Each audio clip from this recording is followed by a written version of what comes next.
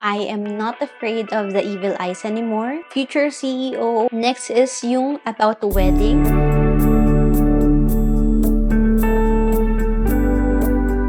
Hi guys, my name is Dancel. Welcome back to my channel.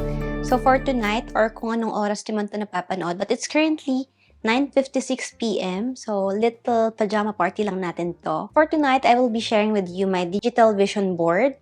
Lock screen ko na siya ngayon and wallpaper ko na rin siya sa laptop. Actually, gumawa na ako ng tutorial neto kung paano ko siya ginawa using PixArt and Pinterest. So basically, naghanap lang ako ng mga pictures sa Pinterest na nagre-resonate sa mga goals ko for 2026, kung ano yung mga aesthetically pleasing sa akin. And nilagay ko lang siya, kinumpile ko lang siya sa PixArt. Nag-search din ako ng mga self-love affirmations na suited para sa goals ko for this year. Kinumpile ko lang siya, kinalodge ko lang siya dyan. May tutorial ako noon and if interested kayong panoorin yon, ilalagay ko na lang yung card nyo dyan. Sa laptop ko, pinaresize ko na lang siya kay ChatGPT kasi ang nagawa ko is for phone. Pero ito yung tsura niya right now. Ayan, cute pa rin siya and still look put together. Si ChatGPT nag-resize din. So nung tinry ko siyang i-resize, parang masyadong batak. Banat pala, yung pictures. Ginamit ko si ChatGPT and okay naman, cute naman. So tonight, I'll be sharing with you my vision board, yung mga thoughts ko behind ng mga goals na to. And gusto ko silang balikan quarterly para makita kung may ginagawa ba talaga akong progress para ma-achieve sila, specifically at the end of 2026. Para ma-evaluate ko yun kung ano yung nag-work sa akin, kung paano ko pa ma-improve yung sarili ko. I will be now sharing my 2026 goals and yung mga thoughts ko behind it or kung ano yung iba't ibang meaning na itong nilagay ko sa vision board ko. Because right now, I am not afraid of the evil eyes anymore. Mas naniniwala ako na I am protected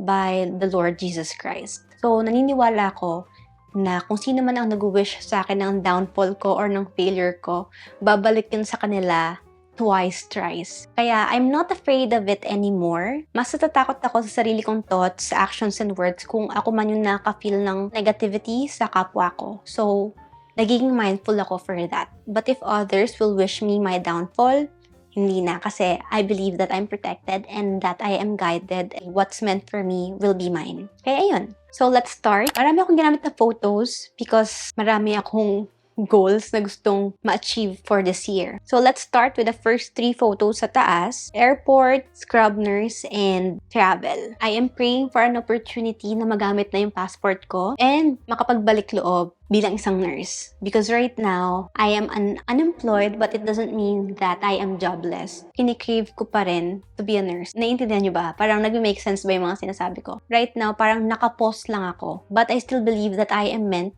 to nurture my profession, which is to be a nurse. I am claiming to have my first international flight this year and makikita nyo my money. So for this year, I will be working with my financial discipline. And yung alone time, ayoko siyang iwala sa sarili ko. Everything I want wants me more. May sinasabi ko na kung ano yung for me, talagang darating siya. If it's not meant for me, then definitely wala. Mag-practice ng makeup. Gusto ko pang maging better sa pag-aayos. Like, ngayon ko lang siya na-enjoy totally. High school, hikay naman ako. Pero parang nahiya akong i-embrace yun. Tapos maganda lang naman yan kasi maarte. Parang ayoko nang ganun before. Gusto ko na siya i-embrace. Maarte naman talaga ako. Naka-hide lang ako sa shell ko before. So, nagpa-practice talaga ako, guys. Like, itong pagkukulot ko. Nagte-take time na ako para ma-achieve ko siya kung sakaling aalis man ako or may pupuntahan. For me, parang isa siya sa mga skill na gusto kong ma-master. Gusto kong ma-master kung paano ko aayusan yung sarili ko, yung mukha ko. So, yun naman. I feel like this is really a skill na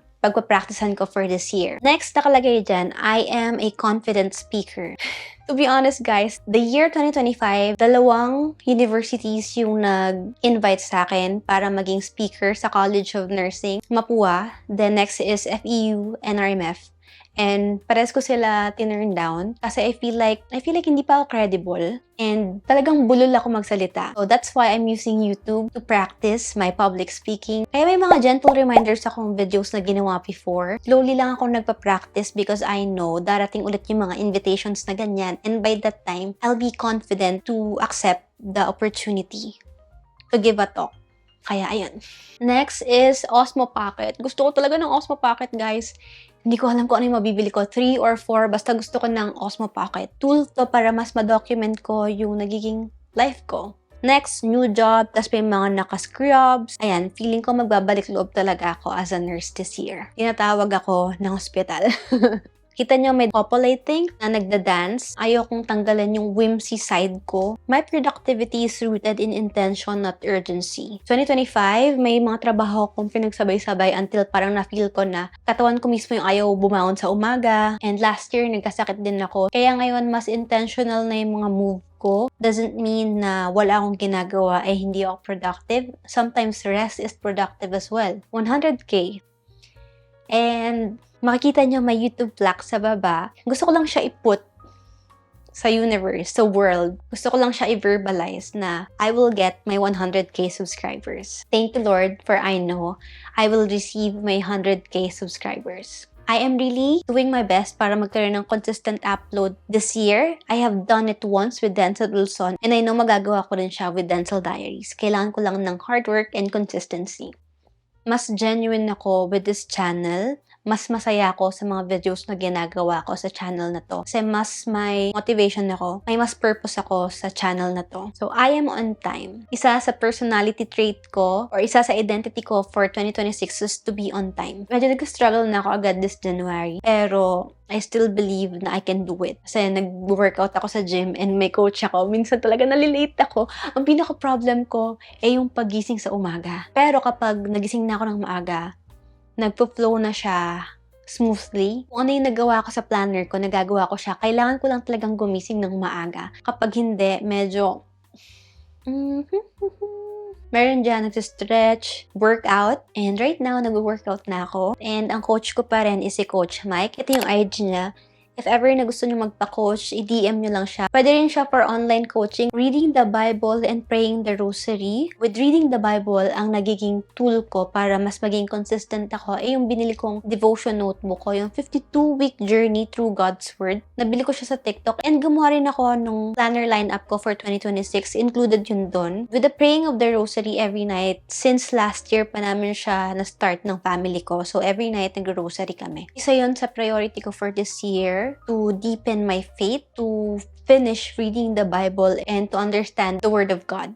Isa yon sa purpose natin dito sa mundo as a human being. Next is, I get rich doing what I love. Because I will be monetizing this YouTube channel and I really believe na magagawa ko yun. Travel, nandyan na rin for 2026. Hindi ko siya ginawang goal for the past years. I don't feel like parang priority ko siya nung mga nakaraang taon. But for this year, at least siguro once, matry ko siya. Yun naman yung goal natin. Next is yung about the wedding. Nakalagay dyan, will still do. But that is not for me. And nakalagay still do. So, siguro, makikita niyo lang yan. But I'm really hoping na mangyari siya this year. Pero hindi yan para sa akin ha. Hindi pa ako ready for that.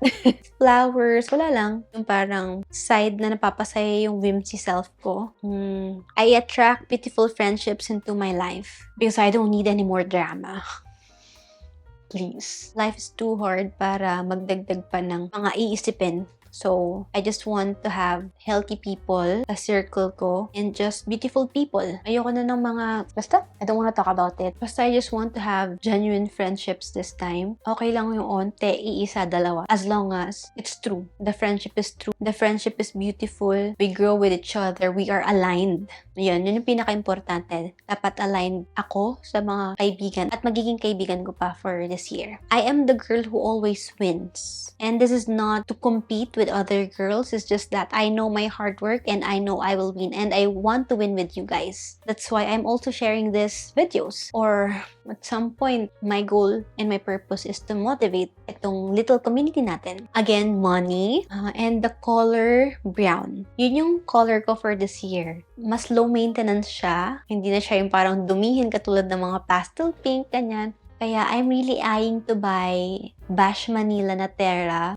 Gusto ko talaga. Yung ganung brown, talagang yun yung gusto kong color ko for this year. Like outfit, gamit ko. Minimalist siya. Hindi siya ganun ka-overwhelming sa mata and low maintenance. Ganung klaseng brown. Future CEO, nilagay ko lang siya dyan because no one wants to be an employee for the rest of their lives naman. Kaya I don't know kung anong plot twist ng 2026. Basta nilagay ko lang siya dyan kasi I don't want to be an employee for the rest of my life.